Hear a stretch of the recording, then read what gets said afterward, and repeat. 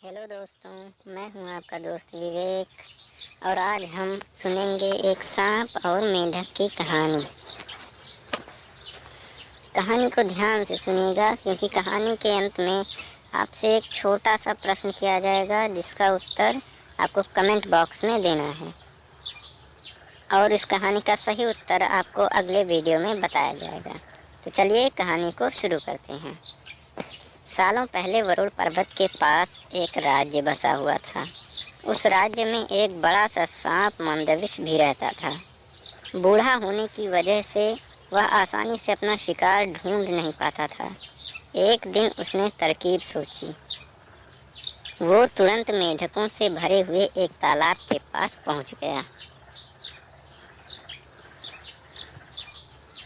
वहां वह दुखी सा होकर एक पत्थर के ऊपर बैठ गया। तभी पास के पत्थर पर बैठे एक मेंढक ने उसे देखा।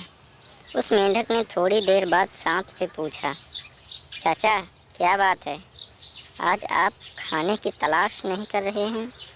अपने लिए भोजन नहीं जुटाएंगे क्या?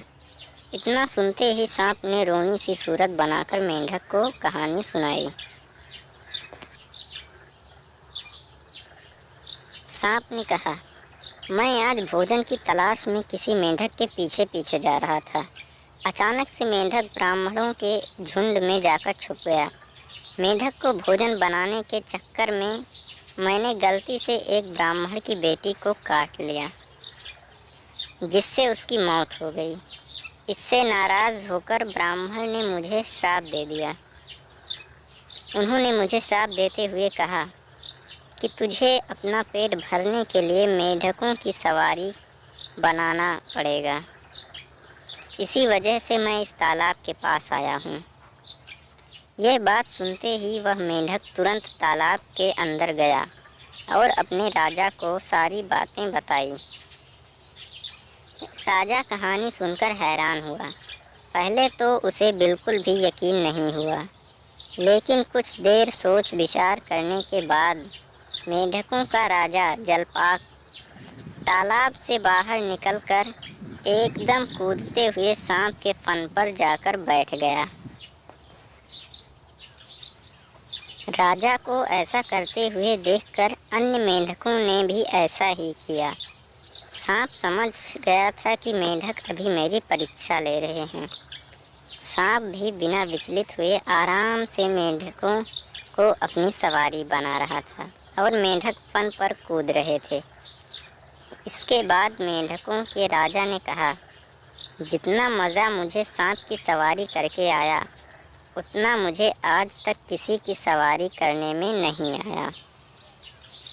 मेंढकों का भरोसा जीतने के बाद अब धीरे धीरे सांप रोज़ मेंढकों की सवारी बनाने लगा। कुछ दिन बाद चतुर सांप ने अपने चलने की गति थोड़ी सी धीमी कर दी। यह देखकर मेंढकों के राजा जलपाक ने पूछा, हे सर्प, तुम्हारी चाल इतनी धीमी क्यों है? इसके जवाब में सांप ने कहा, एक तो मैं बूढ़ा हूँ और ब्राह्मण के श्राप की वजह से बहुत दिनों से भूखा भी हूँ। इसी वजह से मेरी गति कम हो गई है।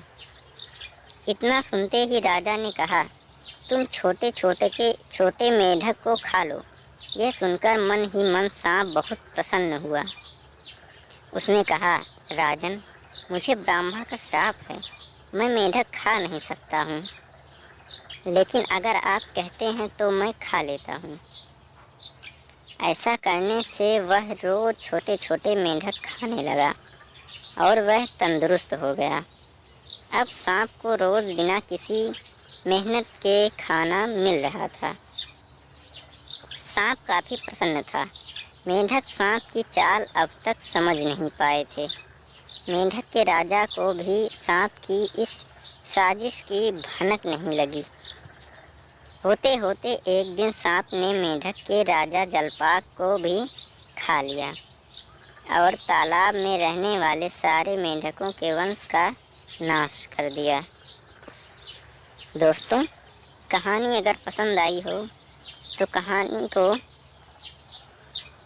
यानी वीडियो को लाइक कीजिए, चैनल को सब्सक्राइब कीजिए। आपसे प्रश्न यह है कि ब्राह्मणों ने किसे श्राप दिया था?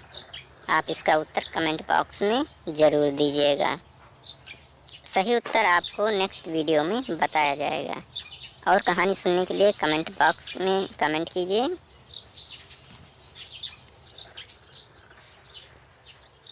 Thanks for watching.